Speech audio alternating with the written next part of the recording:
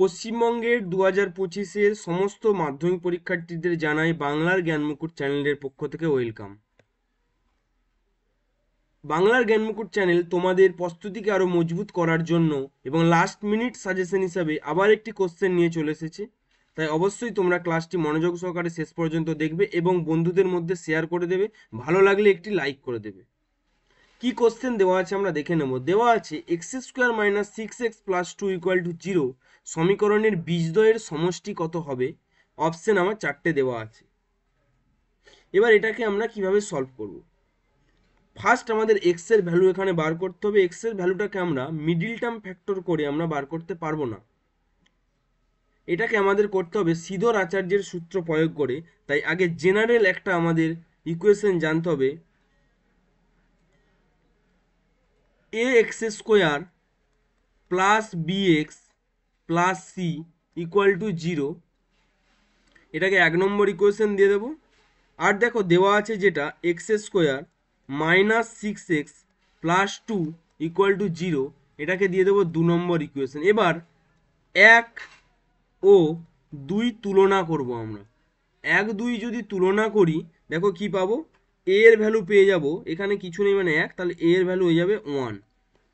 b এর value কত পাবো, এখানে b ছিল, b এর ভ্যালু এখানে পেয়ে যাবো দেখো -6 অ্যান্ড c এর ভ্যালু পেয়ে যাব 2।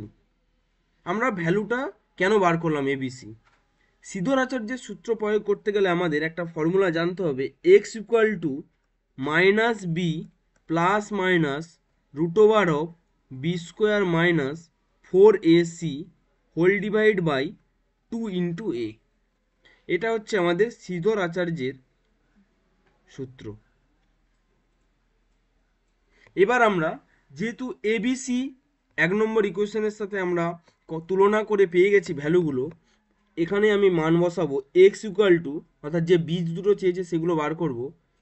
-b, দেখো ফর্মুলার মাইনাস আছে আর বি এর ভ্যালু -6, এখানে বসিয়ে দিলে পেয়ে যাব -6 plus minus root under b কত দেওয়া ছিল -6, তাহলে তার হোল স্কোয়ার -4।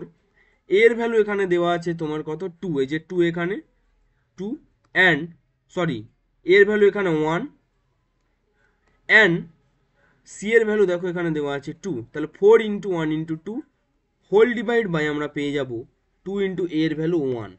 তাহলে এখানটাকে সমাধান করলে পাবো দেখো -6 মানে হয়ে যাবে +6 প্লাস মাইনাস √of 6² কত হয়ে যাবে -6² 36, আর এটা হয়ে যাবে 8, আবার হোল ডিভাইড বাই 2।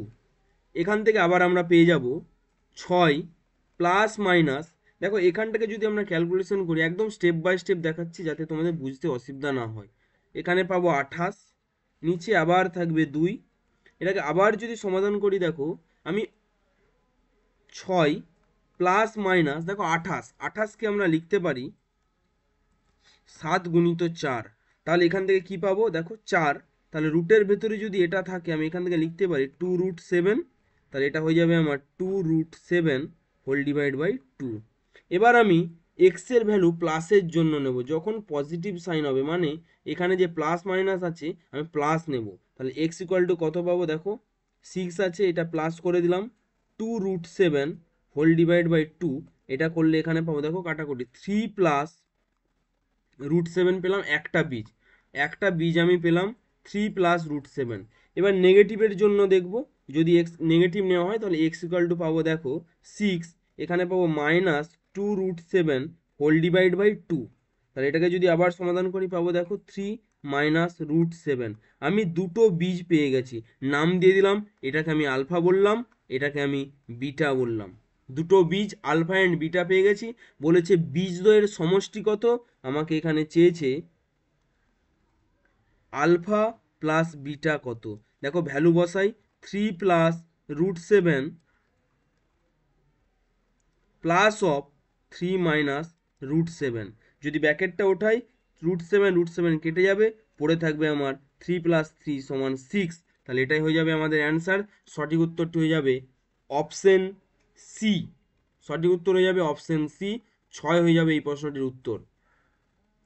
কমিউনিটিতে এই কোশ্চেনটা দেওয়া ছিল, যারা করতে পারোনি তারা এই সলিউশনটা দেখে নেবে, ওখানে আমি এর লিঙ্কটা দিয়ে দেবো। ওই কোশ্চেনেও তোমরা চাইলে দেখে নিতে পারো।